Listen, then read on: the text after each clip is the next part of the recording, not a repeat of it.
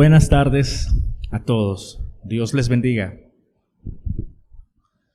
Bueno, yo quiero darle gracias a Dios o ampliar el testimonio que dio mi esposa. Ayer pues venía manejando con mi hijo por la avenida Circunvalar y se me reventó una tijera de la llanta. En todo caso la llanta quedó doblada y ya fue en una zona donde era plano, venía pues relativamente a baja velocidad porque era saliendo de un rompoint, pero pues anteriormente había bajado por las curvas de la Circunvalar, por donde el carro pues se impulsa, y si eso mismo hubiese pasado por allá atrás, pues la historia hubiese sido otro tipo de accidente. Así que le doy gracias a Dios.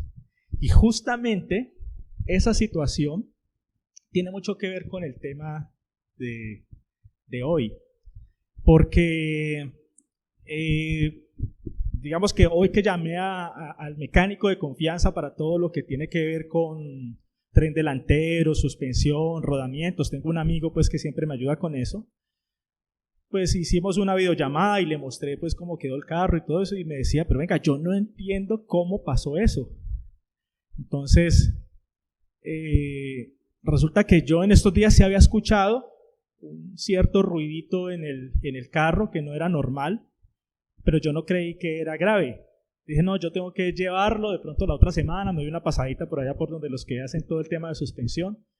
Yo no sabía que era algo que debía atender ya, porque estaba en riesgo de mi vida de tener un accidente grave. Es decir, fue la pura misericordia de Dios que eso pasó en el lugar pues donde, claro, quedé haciendo un trancón impresionante, atravesaron la vía, me gritaban cosas cuando pasaban por ahí, pero hasta el mismo señor de la grúa, después cuando la vino a recoger, yo contándole lo que había pasado, yo le dije, no, yo sí sentí como un ruidito antes, que el carro le estaba avisando.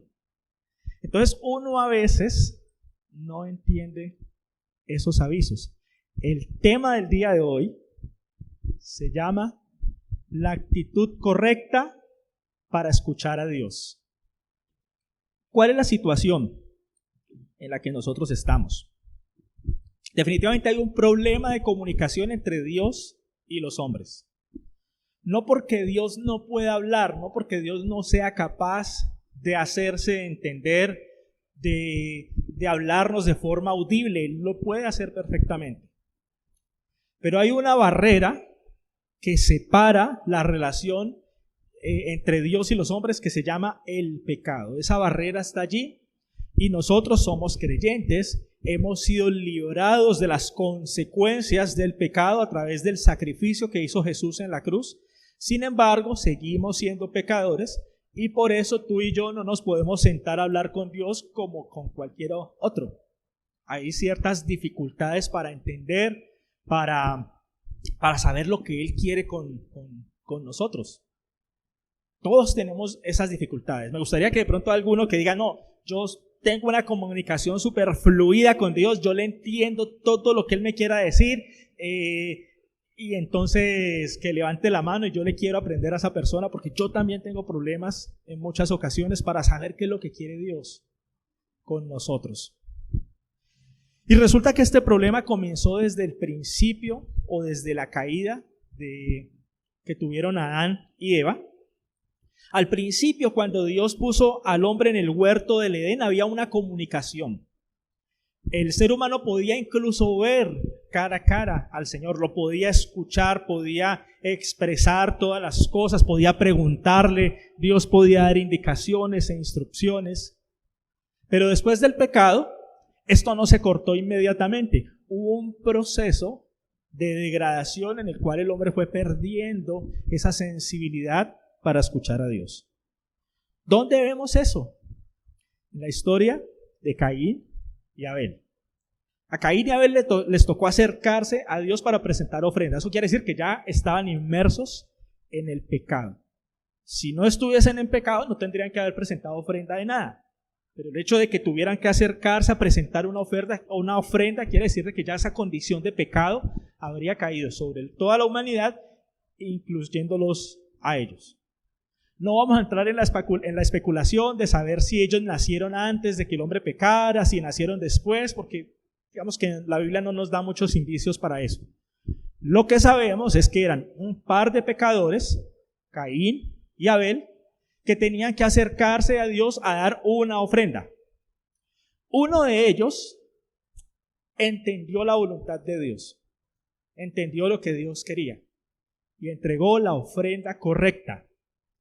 El otro asimiló la voluntad de Dios a su manera, de acuerdo a sus ideas, y entregó lo que le pareció, una ofrenda de frutos de la tierra.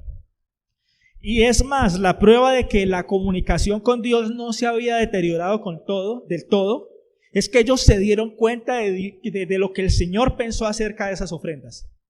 Ambos se dieron cuenta que Dios se agradó en la ofrenda de Abel. Y ambos se dieron cuenta que la ofrenda de Caín a Dios no le gustó la actitud que había detrás de. Y Caín, en vez de mejorar la actitud y tener una actitud de humildad, de decir, Señor, no te gustó mi ofrenda, la próxima vez yo corrijo y yo voy a hacer algo que sí te agrade. No, él le echó la culpa a su hermano. Dijo, como este sí le puso una ofrenda que él quería, entonces por eso yo estoy llevando el bulto. Y miren lo que Dios dice en Génesis 4, del 4 a 7. Dice, Abel también presentó una ofrenda, las mejores partes de algunos de los corderos que eran primeras crías de su rebaño. El Señor aceptó a Abel y a su ofrenda, pero no aceptó a Caín ni a su ofrenda. Esto hizo que Caín se enojara mucho y se veía decaído. Mire lo que Dios le pregunta. Quiere decir que Caín, en su condición de pecado y aún con esta mala actitud que está mostrando aquí, pues pudo escuchar a Dios. Dice, ¿por qué estás tan enojado?, preguntó el Señor a Caín. ¿Por qué te ves tan decaído? Serás aceptado si haces lo correcto. Pero si te niegas a hacer lo correcto, entonces ten cuidado. El pecado está a la puerta, al acecho y ansioso por controlarte. Pero tú debes dominarlo y ser su amo. Entonces, el Señor le está dando una corrección y le está dando una palabra. La palabra de Dios siempre es vida, palabras de vida eterna. Si Caín en esta palabra toma estas recomendaciones que el Señor le está dando, se arrepiente y cambia de actitud, quizás no hubiese caído en el pecado que cayó después, que le costó una condenación impresionante. Él no le importó lo que Dios le dijo. Él ignoró esas recomendaciones que le estaba dando su Señor y él en su corazón estaba ardido contra Abel. Él pensó que el problema era Abel y no él. Y pensó entonces, la solución es matar a Abel. O sea, si mato a Abel, entonces como quien dice, ya le quedo yo a Dios y ahí pues me tendrá que aceptar. Falso. Dios no lo aceptó. Por el contrario, le puso una condenación que ustedes ya saben, fue expulsado de esa tierra, en fin. Esto quiere decir que aún en nuestra condición de pecadores, el ser humano tiene distintas actitudes frente a la voz de Dios. Tenemos distintas actitudes frente a la voz de Dios. Y la actitud con la que escuchamos cualquier mensaje de parte del Señor que llega a nosotros es lo que determina si en nuestra vida va a haber bendición o si eventualmente vamos a cosechar las consecuencias de nuestro pecado, de nuestra rebeldía, de nuestra altivez y la maldición. Ahora, volviendo a nosotros, volviendo a las actitudes. Nosotros como creyentes también tenemos diferentes actitudes a la hora de escuchar a Dios. Y no solamente entre las personas que no lo conocen, no, aquí dentro de las personas que escuchamos su palabra, que somos cristianos, que somos creyentes, que queremos alabarlo y que queremos amarlo, entre nosotros hay diferentes actitudes. Y hay diferentes formas, por así decirlo, erróneas de querer acercarse a Dios. Vamos a hablar de alguna de ellas. No sé a cuántos les pueda pasar. Pero hay una forma errónea con la que a veces algunas personas quieren escuchar a Dios. Y yo la llamo la superstición cristiana. ¿Qué significa esto? ¿Qué significa la superstición cristiana? Que no estamos en una relación de amor con Dios. Cuando tú amas al Señor, cuando yo amo al Señor, a mí me interesa saber lo que Él tiene para decirme, lo que Él quiere comunicarme. Pero cuando Dios simplemente es el amuleto en el que yo lo he convertido para que me vaya bien, y simplemente quiero que me diga cosas buenas y cosas que estén chéveres para mi futuro, entonces a mí no me interesa entrar en una relación de comunicación con Él, y Dios tampoco se va a preocupar por hacerme entender su voluntad, porque igual no pensamos obedecer. Entonces, una muestra de que eso puede estar pasando en un corazón que va a la iglesia, que se cree a sí mismo creyente, es esto que llamamos la superstición cristiana, o las formas erróneas de comunicarse con Dios. Es decir, que esa comunicación con Dios no se basa en una relación de amor y de obediencia con su Creador, sino en mitos y en supersticiones, pues que le ponemos el rótulo de cristianos. Por ejemplo, vamos a preparar el almuerzo y se me cayó un pedazo de carne. Eso quiere decir de que Dios no quiere que yo coma carne hoy. Se me cayó un pedazo de brócoli. No, la ensalada no es lo que Dios quiere para mi vida.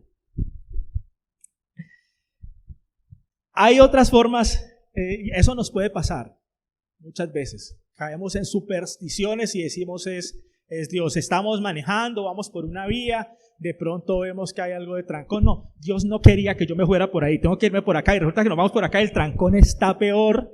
Eso nos pasó hoy a mi esposa y a mí, por allá en un trasteíto que estábamos haciendo de unas cosas. No me quise ir por una ruta. Claro que yo no dije, no, es que Dios no quiere que irme para allá. Pero sí que he caído en ese error en otras ocasiones, por eso lo comento aquí con propiedad. Otro error muy común que a veces tenemos en la comunicación con Dios es echar suerte sobre la Biblia. Entonces, vamos a ver qué versículo me sale hoy, ponemos el dedo y esto es lo que Dios quiere decirme hoy. Entonces vamos a hacer una prueba aquí. Vamos a echar sobre la Biblia. Y pongo mi dedo aquí. ¿Qué me está diciendo Dios? Y Jehová escuchó estoy en Números 21:3. Y Jehová escuchó la voz de Israel y entregó al cananeo y lo destruyó a ellos y a sus ciudades y llamó el nombre de aquel lugar Orman. O sea que Dios me va a destruir. O sea que va a destruir a mis enemigos. En fin, como no tenemos una relación con el Señor, entonces queremos a veces compensar eso con nuestros métodos humanos. Y entonces queremos buscar respuestas. Por ejemplo, una persona que puede estar pidiéndole dirección a Dios para que le muestre si esa persona de la que está enamorada es la persona para su vida o no. Entonces viene y le echamos a la suerte. ¿Qué dice aquí la Biblia? ¿Qué me dice el Señor respecto de eso? Aquí, Primera de Crónicas 5. Los hijos de Rubén, primogénito de Israel, porque él era primogénito, mas como vio el lecho de su padre, sus derechos de primogenitura fueron dados a los hijos de José. No, o sea que con esa vieja me va a ir mal. No, entonces esa no es. En fin. O de pronto nos llega una nueva oportunidad laboral, una nueva oferta de trabajo y nos dicen que tenemos que presentar nuestro currículo, prepararnos y bueno, ¿qué me dice por acá? Y se reunieron los de Judá para pedir socorro a Jehová y también, listo, yo allá pongo cara de hambre y entonces ellos me van a tener en cuenta. En fin, digamos que este es un ejemplo de cómo a veces podemos caer en una falsa comunicación con Dios basados no en una relación, sino en la superstición. Hay otra forma errónea de querer pedirle consentimiento o consejo a Dios y es a través de las señales inventadas en la mente humana. Y hay una muy famosa en la palabra de Dios. Cuando Jesús estaba en la cruz, las personas que estaban ahí alrededor le decían: ¡Hey Jesús! Si eres el Hijo de Dios, bájate de esa cruz y creeremos en ti. ¿Quién se inventó esa señal? Pues las personas que estaban ahí. O sea, ¿a quién se le ocurrió que si Jesús se bajaba de la cruz era porque ese sí era el Hijo de Dios? Y por lo tanto, si no se bajaba, quería decir que no era ningún hijo de Dios. Pues a la mente humana, corrompida y torcida de las personas que estaban ahí. Obviamente, Jesús no le siguió el juego, Dios no le siguió el juego, y el plan eterno del Señor, de que iba a haber una sacrificio en la cruz, pues se tenía que cumplir, indiferente de las señales que usted o que esas personas le estaban pidiendo. Pero no tan atrás en el tiempo, nosotros a veces, digamos que imitamos esa conducta también. Entonces, Señor, si ese trabajo es para mí, entonces que me llamen y que yo no tenga que presentar ninguna hoja de vida, que yo no tenga que prepararme para una entrevista, no, nada, me van a llamar. Me van a llamar. Entonces, es como si uno le podría preguntar a esa persona que está pensando así, venga, si el Señor le va a dar la provisión a usted para que vaya a mercar, entonces usted espera que ese mercado se lo lleven los del éxito, o sea, ellos se lo van a llevar a su casa así nomás, o usted tiene que ir hasta allá y hacer su mercado y escoger y de acuerdo a su presupuesto. Pues asimismo, las personas o los profesionales de selección en las empresas tienen una serie de pasos que hacen parte de su trabajo para tratar de definir cuál es el mejor candidato para un puesto. Así que él no va a esperar que un sueño o una revelación místico, mágico, maravillosa le diga que la persona correcta es la que no conoce, que no tiene ni idea y que es usted porque Dios le quiere dar ese puesto. A veces tenemos formas erróneas de intentar comunicarnos con Dios. Y cuando esas señales no salen, o cuando de forma casual, de pronto algunas de esas señales que nos inventamos se pueden cumplir, entonces decimos, sí, Dios me habló, y cuando nos va mal, Señor, pero tú que me diste ese trabajo, y mira ahora como estoy estresado, mira, ya no tengo tiempo ni para ir a la iglesia. Resulta que Dios nunca habló. Otra forma errónea de escuchar se la expresó Jesús a un grupo de personas que querían, digamos, entenderlo de una forma intelectual sin tener una relación con Él. En Juan 5, del 37 al 42, Jesús les habló. Dice así: También el Padre que me envió ha dado testimonio de mí. Nunca habéis oído su voz, ni habéis visto su aspecto, ni tenéis su palabra morando en vosotros, porque a quien él envió, vosotros no creéis. Está hablando inclusive, le está hablando a las personas y le está hablando de los profetas. Dice, mire, la palabra de Dios está allí en las Escrituras, pero esa palabra no está en sus vidas, está afuera, a pesar de que ustedes la leen. Y no es, esa palabra no ha tomado vida en sus vidas porque ustedes no creen en los que Dios ha enviado, en los profetas. Ustedes los leen, pues ustedes no le creen nada a las Escrituras. Eso es lo que les está diciendo el Señor. Dicen, ni tenéis su palabra morando en vosotros, porque a quien Él envió vosotros no creéis. 39. Escudriñad las Escrituras, porque a vosotros os parece que en ellas tenéis vida eterna, y ellas son las que dan testimonio de mí. No queréis venir a mí para que tengáis vida. Gloria de los hombres no recibo, mas yo os conozco que no tenéis amor de Dios en vosotros. Ahí el Señor les está haciendo un diagnóstico asertivo, acertado, clave y contundente. Les está diciendo, miren, ustedes leen las Escrituras, pero esas Escrituras no se hacen vida dentro de ustedes porque ustedes no aman a Dios.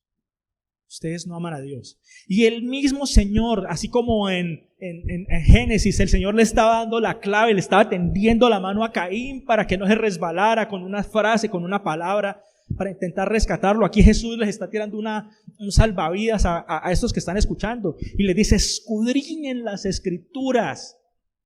Si ustedes escudriñan las Escrituras, van a entender que las Escrituras hablan de mí, es lo que les está diciendo Jesús. Las Escrituras desde Moisés hasta Apocalipsis para nosotros, para los profetas, en el caso de los que estaban escuchando aquí, todas las Escrituras los van a conectar con el Hijo de Dios. Todo se trata de Jesús, todo se trata de Jesucristo, todo. Toda la Biblia se trata de Jesucristo. El personaje principal de la Biblia, de la palabra de Dios, es Jesús, tanto del Antiguo Testamento como del Nuevo Testamento.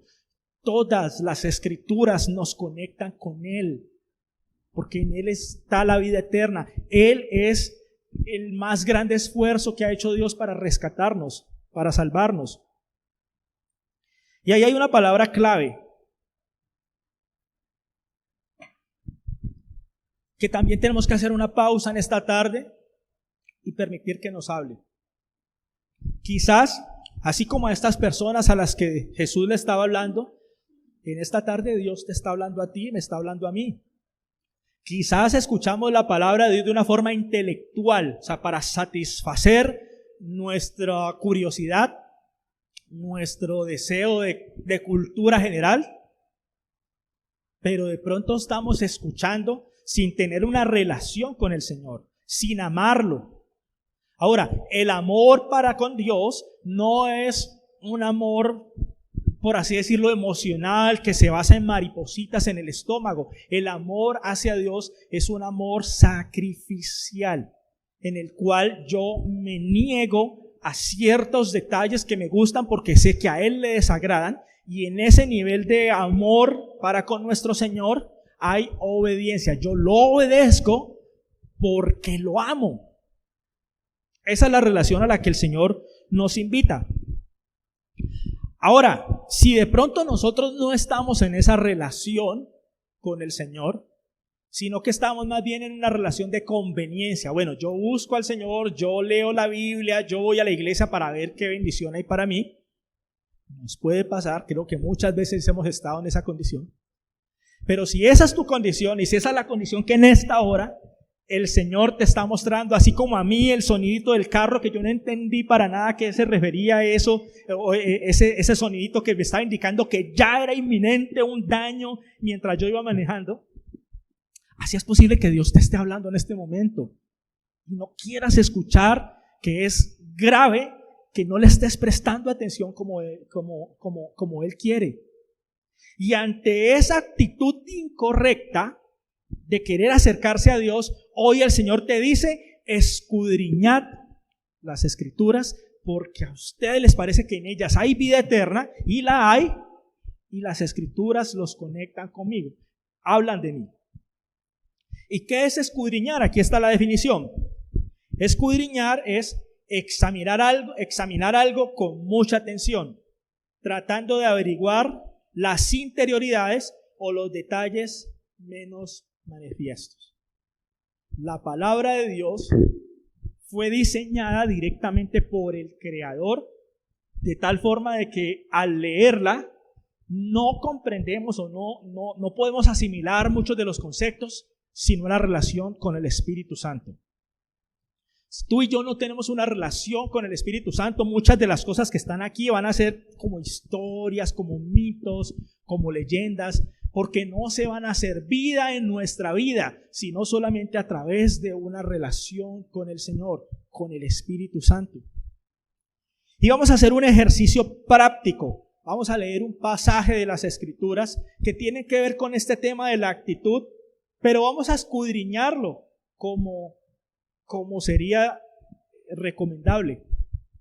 Vamos a leer un momento en nuestras Biblias. Vamos a leer Juan 12 del 1 al 5. Y ya vamos a hacer una explicación. Vamos a hacer una lectura rápida de Juan 12, 1 al 5. Juan 12 del 1 al 5. Dice: 6 días antes de que comenzara la celebración de la Pascua, Jesús llegó a Betania, a la casa de Lázaro, el hombre a quien él había resucitado. Prepararon una cena en honor de Jesús. Marta servía y Lázaro estaba entre los que comían con él. Entonces María tomó un frasco con casi medio litro de un costoso perfume preparado con esencias de nardo. Le ungió los pies a Jesús y se los secó con sus propios cabellos. La casa se llenó de la fragancia del perfume. Sin embargo, Judas Iscariote, el discípulo que pronto lo traicionaría, dijo: ese perfume valdría un salario de un año, hubiera sido mejor venderlo para dar el dinero a los pobres. Ahora, ¿por qué quise hacer este ejercicio como una lectura rápida? Porque es lo que tú y yo muchas veces hacemos con la Biblia. Lecturas rápidas. Por cumplir un devocional. Por ejemplo, el devocional que nos da la iglesia, que es un excelente devocional, no son versículos al azar, o sea, el pastor no cogió la Biblia o las personas que lo hicieran a ver, este versículo va a ser el devocional para tal día, no, sino que hay detrás de oración, rodillas para sentarse y para tomar temas específicos para que nosotros cada día tengamos una alimentación especial con respecto a un énfasis del mes. Pero a veces lo tomamos como una lectura rápida. Y por ejemplo, si este pasaje que hubiésemos leído aquí, Juan 12 del 1 al 5, hubiese salido en un devocional, quizás pues leemos, hacemos la lectura rápida como está aquí y no indagamos un poco más. Ahora, ¿qué es escudriñar? Vamos a ver lo que es escudriñar. Escudriñar es hacer preguntas. Escudriñar es ver qué más está pasando ahí. Es tratar de entender el contexto. El contexto de lo que pasó con esa mujer que derramó ese perfume costoso empieza desde Juan 11. Ahora, nosotros cuando vamos leyendo las escrituras tenemos que ir haciendo pausas. Tenemos que ir preguntando, bueno, ¿qué está pasando aquí? ¿Qué está diciendo el Señor? ¿Por qué está pasando esto? ¿Qué está pasando aquí? Vamos a hacer el ejercicio con Juan 11 y nuevamente les digo, esto tiene mucho que ver con la actitud correcta, o sea que es un ejemplo, pero que nos conecta con el tema del día. Entonces dice así, estoy en Juan 11 desde el 1, vamos a leerlo despacio, entendiendo. Un hombre llamado Lázaro estaba enfermo. Vivía en Betania con sus hermanas María y Marta. María era la misma mujer que tiempo después derramó el perfume costoso sobre los pies del Señor y lo secó con su cabello. Su hermano Lázaro estaba enfermo. Así que las dos hermanas le enviaron un mensaje a Jesús que decía: Señor, su querido amigo está muy enfermo. Cuando Jesús oyó la noticia, dijo: la enfermedad de Lázaro no acabará en muerte. Al contrario, sucedió para que la gloria de Dios, a fin de que el Hijo de Dios reciba gloria como resultado. Aunque Jesús amaba a Marta, a María y a Lázaro, se quedó donde estaba 2 días más. Pasado ese tiempo, les dijo a sus discípulos: volvamos a Judea. Pero sus discípulos se opusieron. Rabí, hace solo unos días la gente de Judea trató de apedrearnos. ¿Irás allí de nuevo? Jesús contestó: cada día tiene 12 horas de luz. Durante el día la gente puede andar segura y puede ver porque tiene luz en este mundo. Pero en la noche se corre el peligro de tropezar porque no hay luz. Después agregó: nuestro amigo Lázaro se ha dormido, pero ahora iré a despertarlo. Vamos a hacer una pausa hasta aquí. Y entonces empecemos a entender lo que está pasando aquí. De acuerdo a este relato, entonces Jesús está yendo a la casa, está en comunicación con Marta y con María, que eran hermanas de Lázaro. En Lucas se menciona la historia cuando se conocieron, al parecer, que Jesús fue a la casa de Marta y de María, que Marta se puso a hacer aseo y María se sentó a los pies del Señor a escucharlo. Y entonces Marta se enojó con María porque no venía a ayudar y le dijo a Jesús: Jesús, dile a María que venga a ayudarme. O sea que María no le hacía caso a Marta. Y entonces Jesús le dijo: no, María escogió la mejor parte. En fin, esa fue otra historia, pero es esta misma familia. Entonces, al parecer ya había una relación, pues empezamos digamos, a entenderlo así, una relación de amistad. Al parecer el Señor iba, lo escuchaba, era bienvenido en esa familia. Al punto que ya se sentía con la confianza de mandarlo a buscar dónde estaba. Jesús estaba en Judea en un determinado momento, ya los fariseos lo tenían en la mira, donde lo veían lo querían apedrear, y a él le tocó irse a la región de Perea, es pasando el río Jordán, y estaba allá. Entonces, estando allá fue que le mandaron la razón: vea, Lázaro está mejor dicho, está muy enfermo, está enfermito, o sea, parece que se nos va. Quien dice, Jesús, apúrate, ven para Betania y sánalo. Y Jesús dice que a pesar de que amaba a Marta y a María, y que amaba a Lázaro, pues no salió corriendo a sanarlo, a pesar de que todos en esta época sabían que Jesús tenía un poder sanador especial, pero él no salió corriendo. Y aún así él le dijo a los discípulos, muchachos, tranquilos, que esto no es para muerte. Lázaro no va a morir, está diciendo así. Por el contrario, esto va a ser para la gloria de Dios. ¿Qué quiere decir? Jesús sabía muy bien lo que iba a pasar. Él no estaba improvisando. Él sí sabía que si iba corriendo de acuerdo a las peticiones de ellos, pues iba a sanarlo y la gloria de Dios no iba a ser tan especial como cuando fue después que lo resucitó. O sea, Jesús sabía que Lázaro efectivamente iba a morir y que él lo iba a resucitar. Así que cuando él dice Lázaro no morirá, está hablando de su condición futura. Les está diciendo, o sea, es como si él dijera, la condición de muerte de Lázaro va a ser tan temporal que para mí es como si nunca hubiera muerto. Yo lo voy a revivir y él va a estar vivo. Es lo que está diciendo hasta aquí. En el 12, Señor, dijeron sus discípulos, si se ha dormido, pronto se podrá mejorar. Ellos pensaron que Jesús había querido decir que Lázaro solo estaba dormido, pero Jesús se refería a que Lázaro había muerto. Por eso les dijo claramente, Lázaro está muerto. Y miren lo que dice en el 15, aquí hay algo clave. Y por el bien de ustedes, esto es para ustedes sobre todo, les está diciendo a sus discípulos, me alegro de no haber estado allí, de no haberlo sanado antes. Porque ahora ustedes van a creer de verdad. Así que vamos a verlo. Él les está diciendo, ustedes, esto va a ser determinante para ustedes. Él sabía que sus discípulos creían en él, pero tenían problemas de fe. Su fe no era fuerte, su fe era débil, como a veces nos pasa a nosotros. Creemos en el Señor, no nos queremos alejar del camino del Señor, pero nuestra fe es débil muchas veces. No le creemos 100% al Señor. Creemos que el Señor tiene limitaciones. Lo mismo le pasaba a los discípulos, pero la diferencia es que ya era la hora en que Jesús iba a entregar su vida y ya se iban a quedar solos. El Señor tenía que hacer algo para transformar esta realidad de lo que le estaba pasando a sus discípulos. En el 16,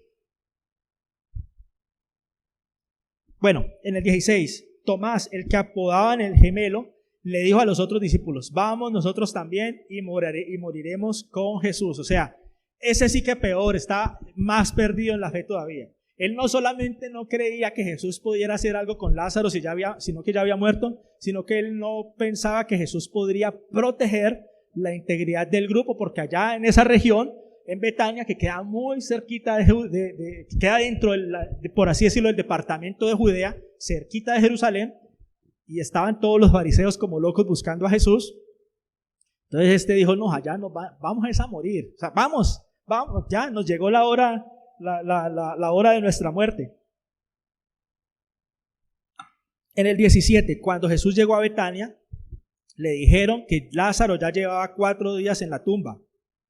Betania queda solo a unos pocos kilómetros de Jerusalén y mucha gente se había acercado para consolar a Marta y a María por la pérdida de su hermano.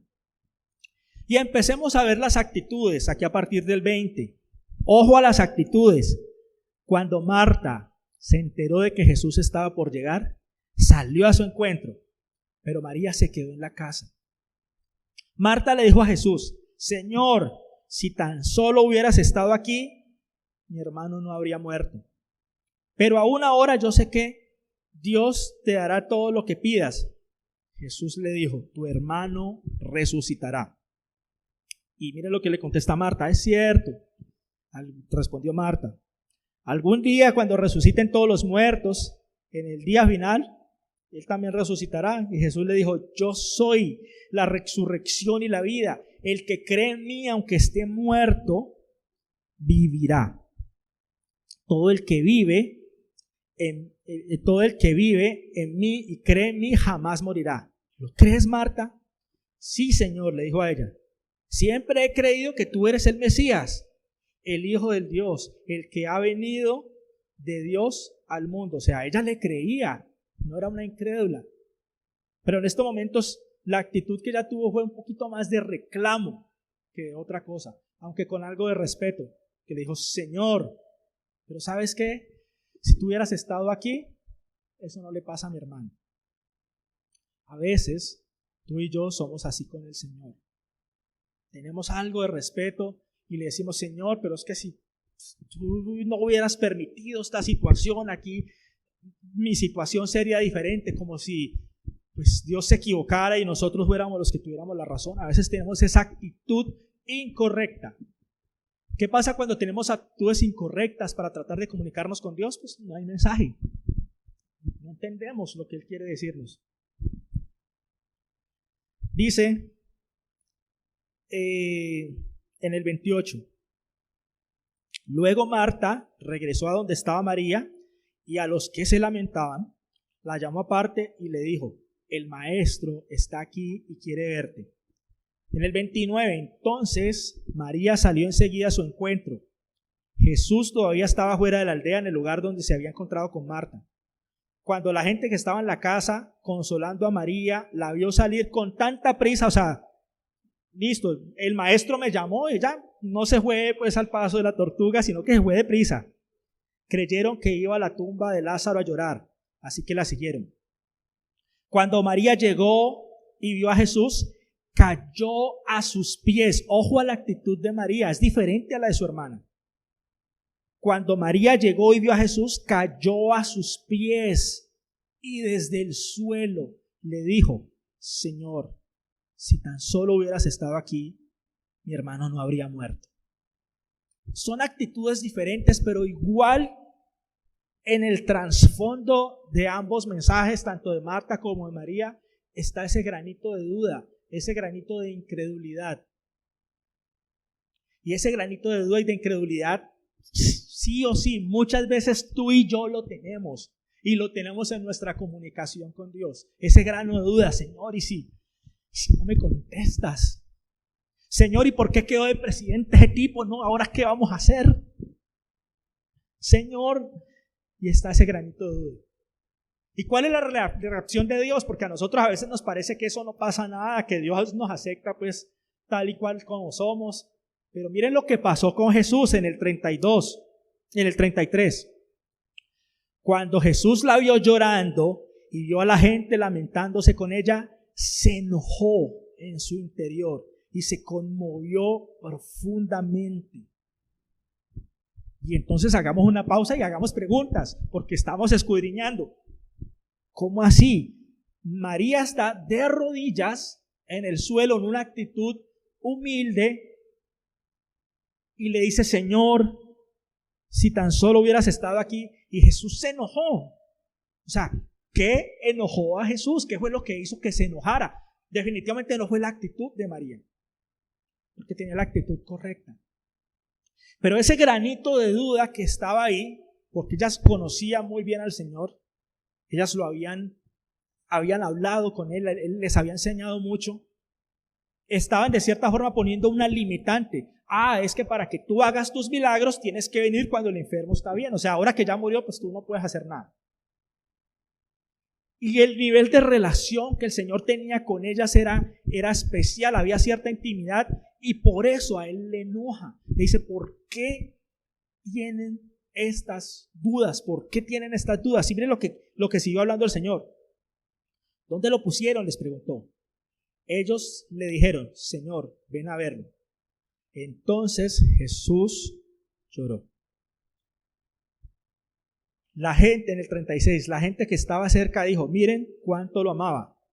En el 37, pero otros decían: este hombre sanó a un ciego, ¿acaso no podría impedir que Lázaro muriera? Toda la gente igual, es decir, tanto Marta como María, como los que estaban lamentándose con ellas, que fue por los cuales se conmovió el Señor, todos estaban pensando: ¿por qué no llegó antes? Que si hubiera llegado antes, las cosas hubieran sido diferentes. Todos estaban o habían caído en la misma duda, y esto tenía molesto al Señor. Miren el 38. Jesús todavía estaba enojado cuando llegó a la tumba. Una cueva con una piedra que tapaba la entrada. Jesús todavía estaba enojado. Al Señor le molesta nuestra incredulidad. Para Él no es algo superficial, pasajero. El Señor se molesta cuando tú y yo, que lo hemos conocido, que hemos visto otros milagros, que hemos visto cómo Él levanta a cosas, cómo nos sana de enfermedades, y por un momento dado ante una prueba nos doblamos y tenemos otra vez dudas, al Señor le molesta. Eso es lo que nos está diciendo la palabra de Dios. Y de acuerdo a este contexto que venimos leyendo, nos dimos cuenta que Jesús no lloró por Lázaro, que es lo que hemos escuchado de cierta tradición. O sea, ¿cuáles fueron las dos emociones que nos está diciendo aquí la Biblia que tuvo Jesús? Enojo y compasión en el 33. Cuando Jesús la vio llorar y vio a la gente que estaba lamentándose con ella, se enojó en su interior y se conmovió profundamente. ¿Y por qué digo que Jesús no lloró por Lázaro? Yo sé que esto puede ser muy discutible en seminarios teológicos y demás, porque aquí la Biblia nos está diciendo que Él se conmovió fue por las mujeres, por Marta, por María, por su llanto, es decir, tuvo compasión de ellos, de su dolor, pero estaba enojado, estaba con piedra por su falta de fe, y en consecuencia lloró. Pero llegar a esta conclusión lo hacemos como escudriñando y entrando a revisar el contexto. Sigamos, ya vamos terminando. Jesús respondió, en el 38 Jesús todavía estaba enojado cuando llegó a la tumba, una cueva con una piedra que tapaba la entrada, y dijo: corran la piedra a un lado, les dijo Jesús. Entonces Marta, la hermana del muerto, protestó. Aquí ya fue un poco más, digamos, osada, por así decirlo. Ya no solamente le hizo un reclamo, sino que se atrevió a contradecir una orden de Jesús. Jesús dijo: quiten la piedra. Y ella protestó: no, pero ¿cómo así? ¿Cómo van a quitar la piedra? Ya Lázaro lleva 4 días allá de muerto. O sea, el maestro ahí nos enloqueció. Esa fue la terrible actitud que tuvo ella. ¿Cuál fue la respuesta de Jesús? Yo creo que todavía estaba molesto. En el 40, Jesús respondió: ¿no te dije que si crees verás la gloria de Dios? Así que corrieron la piedra a un lado. Entonces Jesús miró al cielo y dijo: Padre, gracias por haberme oído. Tú siempre me oyes, pero lo digo en voz alta por el bien de toda esta gente que está aquí, para que crean, porque están incrédulos, no han entendido quién soy yo, no han entendido quién es el Dios de la vida, no han entendido lo que Dios puede hacer. Así que tú siempre me oyes, pero te lo dije en voz alta por el bien de todos, de toda esta gente que está aquí, para que crean que tú me enviaste. Entonces Jesús gritó: Lázaro, sal de ahí. Y el muerto salió de la tumba con las manos y los pies envueltos con las vendas de entierro y la cabeza enrollada en un lienzo. Jesús les dijo: quítenle las vendas y déjenlo ir. Y ese fue el contexto de los versículos que primero leímos rápido. Entonces, claro, cuando hacemos una lectura rápida de un versículo y nos olvidamos del contexto, de lo que viene pasando versículos atrás, entonces no entendemos. Claro, si nosotros volvemos a leer Juan 12, si quiere volvamos, hagamos rápido el ejercicio. Juan 12 del 1 al 5, vemos que María, la mujer que estuvo agradecida, que recibió tremenda lección de fe, todos la recibieron, obviamente los que estaban allí, pero Marta y María en su actitud de amor por el Señor, ellas fueron más impactadas aún. Ahora entendemos por qué esta mujer en esa acción de agradecimiento derramó un perfume carísimo sobre los pies del Señor. No tenía cómo pagar lo que el Señor había hecho por ella. Y no solamente estaba pensando en Jesús como el Maestro, ella ya había entendido que Él era el Dios vivo en la humanidad de Jesús. Ella había entendido que Él era el que no tenía limitaciones, el que había venido para salvarla, para amarla y para rescatarla. No había nada valioso que ella pudiera tener más que Él. Así que le dio ese perfume y lo derramó en sus pies. ¿Se fijan cómo escudriñar las Escrituras nos ayudan a entender un montón de cosas? y no las lecturas rápidas que a veces hacemos. Entonces la recomendación es que ese devocional que con esfuerzo, con oración y ayuno muchas veces hace la iglesia, profundicémoslo un poquito más. A veces hay unos versículos, leamos los versículos anteriores, vayamos un poquito más allá, hagámosle preguntas al Señor, que el Señor quiere hacernos entender. Digámosle: Señor, ¿qué está pasando aquí? ¿Por qué dices esto? ¿Qué está pasando aquí? Por esta razón, en el grupo de jóvenes hicimos en este año un reto que lo han abandonado un poquito, ¿no? Los veo un poquito desmotivados con el tema, pero bueno, ahí estamos. En el grupo de jóvenes propusimos hacer un reto bíblico que era leer el Nuevo Testamento en un año. Y semanalmente estamos compartiendo por un chatcito que tenemos en jóvenes un mensaje que viene como con una imagen que me ayudó a diseñar mi hija Eliana, como si fuera un WhatsApp, y dice: tienes un mensaje de parte de Jesús cada día, y está ahí el botoncito rojo, así como si fuera WhatsApp, y hay una lectura secuencial que estamos haciendo. Y obviamente yo le dije a los muchachos que esto no reemplaza al devocional que ya hace la iglesia, simplemente es un reto que como jóvenes pues queremos hacer. Y todavía insistimos. Y ahora que ustedes ya lo saben, ustedes que tienen jóvenes allá en su casa, pues motívenlos, díganle: a ver, ¿cómo es eso del reto bíblico? ¿Usted lo está haciendo? No, bueno, vamos a retomar, no importa, no lo ha hecho hasta de aquí hacia atrás, vamos a retomar de aquí hacia adelante. Porque hay que escudriñar las escrituras. Jesús le indicó a esos incrédulos con los que estaban hablando, esos que no tenían amor de Dios: lean, escudriñen las escrituras. Cuando ustedes hagan eso, van a encontrar que las escrituras los conecta conmigo y van a cambiar su perspectiva del mundo, de lo que ven, de cómo ven las cosas. Para finalizar nuestro tema de hoy, que era la actitud correcta para escuchar a Dios, vamos a hacer la conclusión de esto que hemos hablado, de este ejercicio que hemos hecho. Y hagamos preguntas, o mejor dicho, pregúntese a sí mismo: ¿cuál ha sido su actitud delante de Dios? O sea, ¿qué lo motiva a usted a buscar a Dios? ¿Qué hace que usted cada mañana de pronto cierre sus ojos y haga una oración? ¿Solamente para que le vaya bien en ese día, para que de pronto no pase nada malo? Amén. Claro que le podemos pedir a Dios todas esas cosas, y el Señor anhela que nosotros llevemos nuestra oración delante de Él. Pero ¿solamente lo pides porque da buenas cosas? ¿O realmente te interesa tener una relación de amor con tu Señor? ¿Quieres ser un siervo obediente del Señor? Porque el Señor busca siervos, busca adoradores. ¿Cuál ha sido tu actitud? ¿Y cuál es la actitud que Dios quiere tener en ti? Muchas veces la incredulidad se esconde en una actitud de altivez. Yo no puedo doblegarme delante de Dios, yo no puedo creer que Dios vaya a hacer todas esas cosas en mí. A veces nuestro intelecto nos cuestiona cosas. Dios lo sabe. Dios sabe que a veces queremos ser intelectualoides con Él y querer ponerle pruebas como si Él estuviese en la obligación de probarnos. No, Él no está en la obligación de probarnos nada. Él quiere hacernos entender muchas cosas, cosas ocultas que ojo no vio, oído no escuchó. ¿Están preparadas para quiénes? Para los que le aman. Dios no nos quiere dejar en el vacío. Él no quiere que nuestra fe sea ciega. No, Él no nos invita a una fe ciega.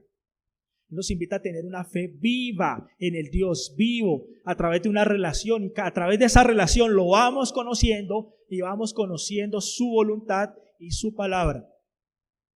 Entonces, en medio de todo esto, ¿dónde queda la superstición cristiana, los mitos y las leyendas?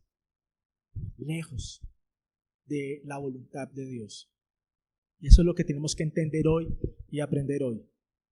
¿Cómo te estabas relacionando con el Señor? ¿A través de mitos y leyendas con el apellido cristiano? Porque de pronto pues abremos la Biblia en donde caiga y entonces de todas formas es la Biblia, Dios me está hablando.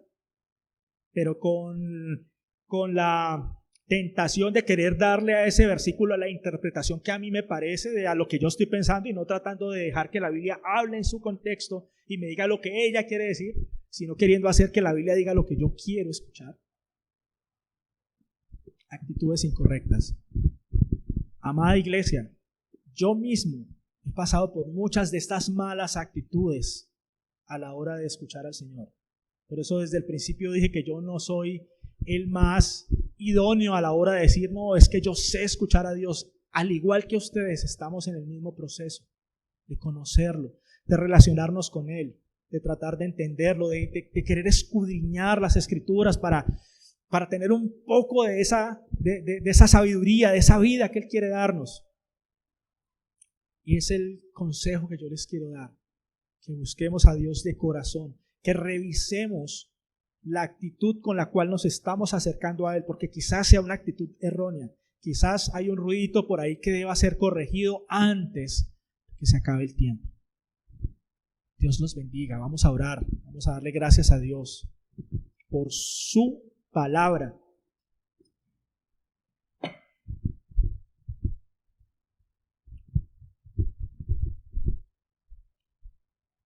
Si quieres ponerte de pie, si quieres seguir allí sentado, no interesa. Lo importante es la actitud. Que en esta oración que vamos a hacer haya un verdadero sentimiento de arrepentimiento si es que le has fallado al Señor. El Señor no está aquí para juzgarte, para señalarte, para aplastarte, para pisarte, no. Así como su mano estuvo extendida, incluso sobre Caín, el Señor quería rescatar a Caín también, por eso le dijo esa frase, dijo: Caín, si tú haces esto,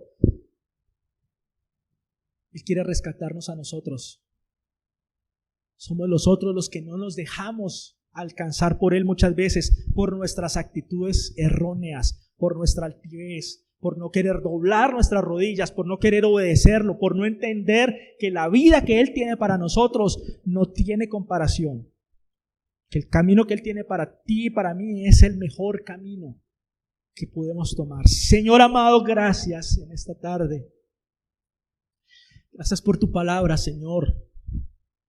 Nos quedamos sin palabras delante de la sabiduría que hay contenida en esas páginas, cosas que a veces pasamos por alto, porque vivimos en los afanes, en nuestro día a día y nos olvidamos de ti, Señor. A todos nos pasa, Señor, y muchas veces tenemos esas actitudes que para nosotros parecen normales, de dudas, de incredulidad, pero ya sabemos, Señor, cuánto te duele, cuánto te molesta que tus hijos, los que han sido llamados, los que han visto el poder de tu mano, no te creamos.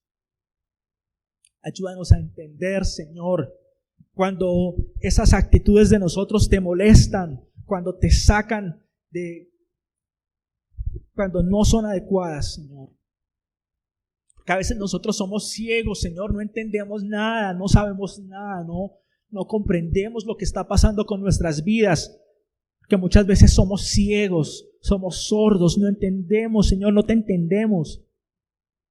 Tenemos un problema de comunicación por nuestro pecado y muchas veces por nuestras malas actitudes. Así que hoy, Señor, nos ponemos delante de ti para pedirte perdón y para rogarte, Señor, que nos ayudes a avanzar contigo.